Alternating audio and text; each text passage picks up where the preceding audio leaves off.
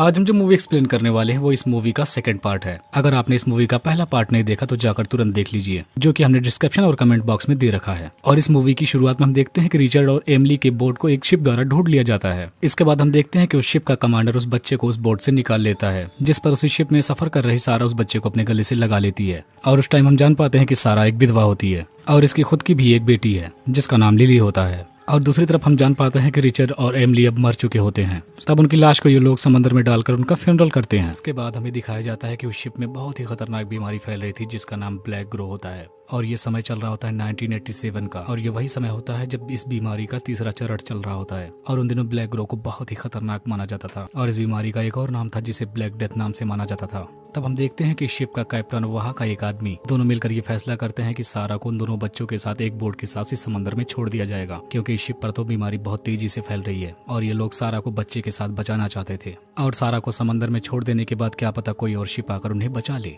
तो ऐसा फैसला लेने के बाद कैप्टन सारा को एक बोट में डालकर एक दो बच्चों को देकर उसे समंदर में छोड़ देता है। और यहाँ पर सारा के साथ एक आदमी और जिसका नाम कैनी होता है वो भी उसी बोट में होता है। तब सारा कैनी से पानी की बोतल मांगती है। तब कैनी उसे पानी देने से मना कर देता है और कहता है कि हमें पानी को बचा कर रखना होगा। इसके बाद हम देखते हैं कि धीरे धीरे पूरा दिन बीत जाता है ऐसे इन्हें सफर करते हुए, और फिर से रात हो चली थी। अगली सुबह हम देखते हैं कि वो दोनों बच्चे भूख और प्यास से रोने लगे थे, लेकिन फिर भी उन्हें एक भी कप पानी देने के लिए तैयार नहीं होता। उल्टा उन दोनों बच्चों के रोने पर वो सारा और दोनों बच्चों पर बहुत तेजी से गुस्सा हो रहा था और वो सारा से कह रहा होता कि तुम जल्दी से इन बच्चों को चुप कराओ। लेकिन जब वो दोनों बच्चे रोते हुए चुप नहीं होते तो उन्हें पकड़कर समंदर में फेंकने की कोशिश करता है, लेकिन वो उन्हें समंदर में फेंक पाता इससे पहले सारा उस पर हमला कर देती है और उसे बोट के पैडल से मार डालती है। इसके बाद सारा उस आदमी को समंदर में फेंक देती है और फिर सारा दोनों बच्चों को लेकर उसी बोट में सो जाती है। और सब अगली सुबह उसकी आंख खुलती है तो अपने आप को एक आइलैंड पर पाती है। तब सारा समंदर की तेज लहरों से बचते हुए उस आइलैंड तक कैसे भी करके पहुंच ही जाती है। और यहाँ पर भूख से इन सबकी हालत बहुत खराब हो गई थी। तब उस आइलैंड पर पहुंचने के बाद सारा उन बच्चों के लिए कैसे भी करके पानी लाकर पिलाती है। इसके बाद वो आइलैंड को चारों तरफ से चेक करने के लिए निकल पड़ती है और उसे वहीं पर पीने के लिए साफ पानी भी मिल जाता है और वहीं पर खाने के लिए कुछ फल भी होते हैं।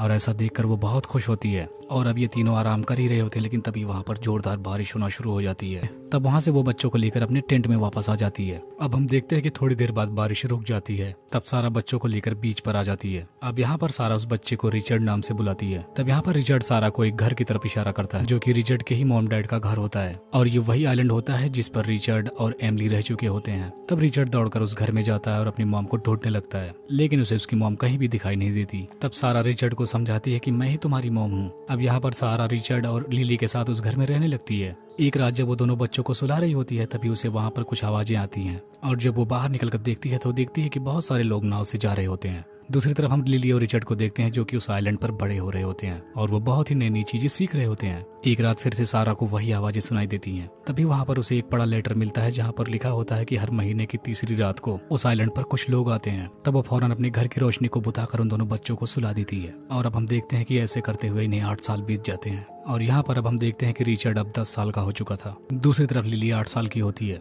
अब वो दोनों पूरा दिन एक साथ खेला करते थे। अब यहाँ पर सारा उन दोनों को लाइफ से रिलेटेड बहुत सारी बातें बताया करती थी। वो बताती थी कि कैसे एक छोटा बच्चा बड़ा बनकर आदमी बनता है, तो वहीं पर कैसे एक लड़की बड़ी होकर एक औरत बनती है और बड़े होने पर उनकी बॉडी में क्या क्या चेंजेस होने लगते हैं। तब उन्हें शादी होने से लेके बच्चे होने तक का सारा प्रोसेस बताने लगती है और उन बच्चों के मन में जो भी डाउट्स होते थे उन्हें क्लियर करती थी। अब हम देखते हैं कि एक दिन लिली और रिचर्ड मछली पकड़ने के लिए समंदर में जाते हैं और वहाँ पर वो लोग नाव को एक पत्थर के सहारे बांध कर वहाँ की मछलियाँ पकड़ने लगते हैं। लेकिन तभी अचानक से उस नाव की रस्सी खुल जाती है और वो नाव तैर कर किनारे चली जाती है। अब ये लोग समंदर में फंस जाते हैं क्योंकि इन्हें किनारे तक आना था और उन्हीं के आसपास एक शार्क भी घूम रही होती है। दूसरी तरफ सारा बच्चों को ढूंढ रही होती है और अब अंधेरा भी हो चुका था। तब रिचर्ड अपने थैले में से निकालकर एक मच्छी को बाहर फेंकता है जिससे कि उन्हें भागने का सहारा मिल सके, और इस तरीके से तैरकर वो अपनी नाव तक पहुंच जाते हैं। और घर पहुंचने के बाद सारा उन दोनों को बहुत डांटती है क्योंकि आज पूर्णिमा की रात होती है। एक दिन देखते हैं कि बहुत बारिश हो रही होती है और सारा अपने घर को ठीक करने के लिए छत पर चढ़ती है क्योंकि घर में पानी घुस जा रहा था। लेकिन तभी से उसकी तबीयत खराब रहने लगती है और यहाँ पर अब सारा को लगता है कि वो अब नहीं बचेगी। तब वो रिचर्ड और लिली को अपनी मनपसंद जगह के बारे में बताने लगती है। वो रिचर्ड से कहती है कि मैं ही तुम्हारी सच्ची माँ हूँ, और इतना कहने के बाद ही वहीं पर सारा अपना दम तोड़ देती है। और ऐसा देखकर ये दोनों बच्चे बहुत सैड हो जाते हैं और सारा को उसकी मनपसंद जगह पर ही दफना देते हैं। और अब हम देखते हैं कि लिली और रिचर्ड इस सुनसान आइलैंड पर एकदम अकेले होते हैं और इन्हें ऐसे रहते हुए कई सारे साल बीत जाते हैं। अब हम देखते हैं कि वो दोनों काफी बड़े हो चुके थे। इसके बाद हम देखते हैं कि रिचर्ड लिली को एक गेम खेलने के लिए कहने लगता है जिसमें उनके द्वारा छुपाए गए अंडों को ढूंढना होता है। और पहले तो लिली मना कर देती है लेकिन बाद में वो मान जाती है। यहाँ पर रिचर्ड कहता है कि जो सबसे ज्यादा अंडे इकट्ठा करेगा उसे प्राइज मिलेगा। तब लिली उससे पूछती है कि किस तरह का प्राइज। तब रिचर्ड उसे बताता है कि वो कैसा भी हो सकता है। और इतना कहते ही वो दोनों गेम को स्टार्ट कर देते हैं जिसमें लिली विनर होती है। तब वो अपना प्राइज मांगती है। तब रिचर्ड फौरन समंदर में गोता लगा देता और वहाँ से एक शिप में से एक मोती निकालकर लिली को देता है। और अब हम इसके बाद देखते हैं कि रिचर्ड और लिली के बीच में अट्रैक्शन होने लगा था। और यहाँ पर लिली अपनी बॉडी में हो रहे चेंजेस को नोटिस करती है और वहीं पर रिचर्ड भी लिली को छुप छुप कर देख रहा होता है। रिचर्ड हमेशा बीच पर मछली पकड़ने के लिए जाता था जहाँ पर वो कई बार शार्क को चकमा देकर वहाँ से भाग निकलता था और उसकी इस हरकत के लिए लिली बार बार उसे डांटा करती थी। तब रिचर्ड उसका मजाक उड़ाता है। वो कहता है तुम तो अपने आप को टच करती हो। तब लिली कहती है कि ऐसा नहीं है। तब रिचर्ड कहता है कि मैंने तो तुम्हें देखा था। तब लिली कहती है वो तो मैं बस अपनी बॉडी में हुए चेंजेस के बारे में देख रही होती हैं लेकिन तुम्हें मुझे इस तरीके से नहीं देखना चाहिए था। तब रिचर्ड कहता है कि क्यों ना देखूं, मैंने तुम्हें बचपन से ही देखा है। तब लिली उससे कहती है कि तब मैं छोटी थी लेकिन अब मैं बहुत बड़ी हो चुकी हूँ। और इतना कहकर वो वहाँ से जाने लगती है लेकिन रिचर्ड उसे मना लेता है और दोनों एक दूसरे के साथ डांस करने लगते हैं। लेकिन इसी दौरान वो दोनों एक दूसरे के बहुत करीब आने लगते हैं। लेकिन यहाँ पर लिली तुरंत रिचर्ड से दूर हो जाती है और वो रिचर्ड से कहती है कि हमें लगता है कि अब हम दोनों को एकदम अलग अलग सोना चाहिए। तब रिचर्ड उससे कहता है कि जैसा तुम्हें अच्छा लगे। अब एक सुबह हम देखते हैं जब लिली अपने बेड से उठती है तो वहाँ पर उसे कुछ ब्लड्स दिखाई देते हैं और ऐसा देखकर वो पहले तो बहुत डर जाती है लेकिन तभी उसे बाद में सारा की सिखाई हुई बातें याद आती है और उसे समझ में आ जाता है कि ये उसका पहला पीरियड है। तब वो अपने कपड़े ले जाकर एक झरने के नीचे साफ करने लगती है लेकिन तभी उसके पीछे वहाँ पर रिचर्ड भी आ जाता है। तब वो कहता है कि मैंने तुम्हारे बेड पर ब्लड देखा, तुम्हारी तबीयत तो ठीक है। तब लिली उसे बताती है कि क्या तुम्हें याद नहीं कि हमारी मॉम ने हमें क्या बताया था,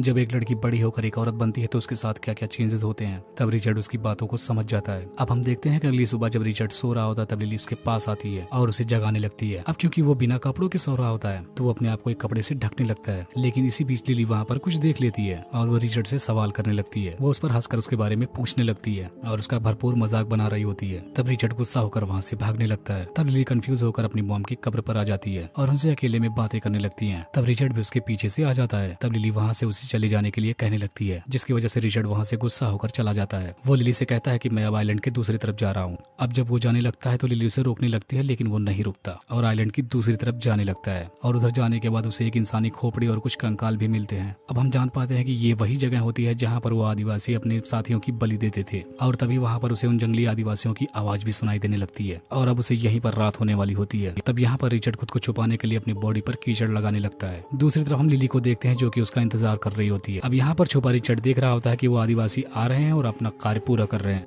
तभी वहीं पर आदिवासियों का एक आदमी रिचर्ड को वहीं पर देख लेता है लेकिन वो उसे कुछ बिना कहे ही वहां से चला जाता है और जब रिचर्ड नीचे देखता है तो उसे उस पत्थर पर खून लगा हुआ दिखाई देता है। अब हम देखते हैं कि सुबह हो चली थी और रिचर्ड अपने घर की तरफ जाने लगता है और रास्ते में उसे लिली मिल जाती है जो कि उसे ढूंढते हुए वो भी आ रही थी। तब वो उससे पूछती है कि आखिर तुम रात भर कहाँ पर थे और मैं बहुत डर चुकी थी इसलिए मैं ही तुम्हें ढूंढने के लिए निकल पड़ी थी। एक बार तो मुझे लगा कि मैंने तुम्हें खो दिया है। और यहाँ पर ये दोनों इसी तरीके से बहस कर ही रहे होते हैं तभी रिचर्ड अचानक से लिली को किस करने लगता है और ये इनका पहला किस होता है। अब हम देखते हैं कि ये दोनों अगले ही सुबह शादी कर लेते हैं। अब हम देखते हैं कि शादी के बाद वो अपनी नई जिंदगी में बहुत खुश होते हैं और अब वो हर लम्हे हर पल को एक दूसरे के साथ जीना चाहते थे और अब इसी तरीके से ये अपनी मैरिड लाइफ जी रहे होते हैं और अब ये दोनों एक दूसरे को बहुत ज्यादा प्यार करने लगे थे। अब हम देखते हैं कि इन दोनों को रहते हुए इस तरीके से बहुत सारे दिन गुजर जाते हैं और तभी अचानक से एक दिन इन्हें समंदर में एक शिप दिखाई देती है और जब उसे ये लोग देखते हैं तो ये शिप इनकी ही तरफ आ रही होती है और ये लोग जब उन्हें छुप कर देखते हैं तो इन्हें पता चलता है कि उनके साथ एक लड़की है और एक आदमी के साथ गन भी है। और यहाँ पर ये लोग जहाज के कप्तान जेकब से मिलते हैं और उसकी एक बेटी भी होती है और हम जान पाते हैं कि ये लोग यहाँ पर साफ और ताजे पानी की तलाश में आए होते हैं। और यहाँ पर रिचर्ड और लिली के कपड़े देखकर इन लोगों को बहुत अजीब फील होता है और यहाँ पर सिल्विया को लगता है कि वो दोनों भाई बहन हैं लेकिन लिली उन्हें बताती है कि वो दोनों हस्बैंड वाइफ हैं और ऐसा सुनकर सिल्वी चौंक जाती। लिली कहती है कि 6 साल पहले उसके मॉम की डेथ हो चुकी थी और वो यहाँ पर कब से रह रहे हैं उन्हें ये भी याद नहीं।